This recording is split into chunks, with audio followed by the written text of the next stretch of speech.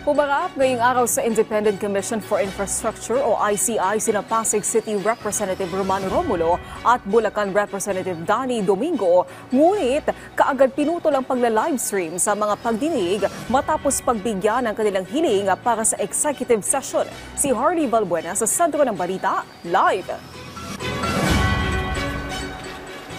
Naomi, tumagal lamang ng ilang minuto ang pag-livestream sa pagdinig ng dalawang kongresistang humarap ngayon sa Independent Commission for Infrastructure matapos ang pagbigyan ang kanilang hiling para sa executive session.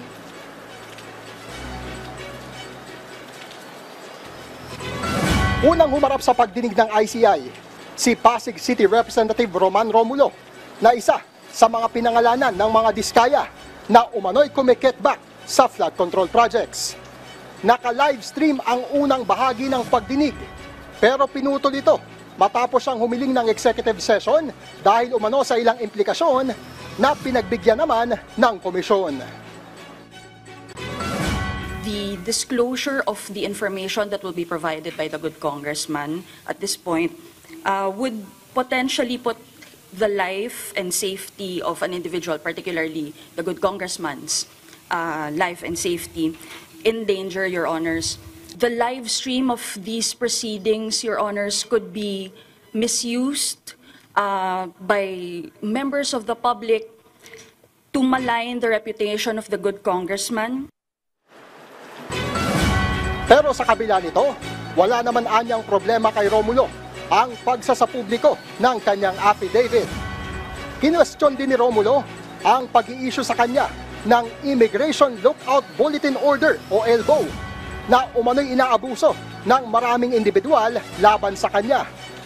Bago umalis ng ICI, ay iginit ni Romulo na kailanman ay hindi siya nakikipagkita sa mga diskaya. Samantala, humarap din sa ICI si Bulacan 1st District Representative Danny Domingo. Ngunit pinagbigyan din ang kanyang hiling para sa executive session, kaya't pinutol din ang live streaming ng pagdinig.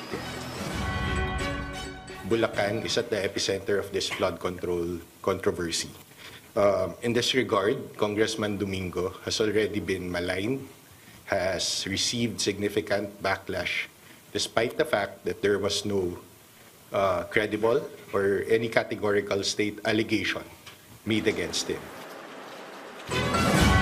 Naomi, sa ngayon ay kapwa tapos na ang pagdinig ng dalawang kongresista at wala pang abiso ang ICI kung kailan isa sa publiko ang kanilang mga testimonya. Naomi? Maraming salamat, Harley Valbuena.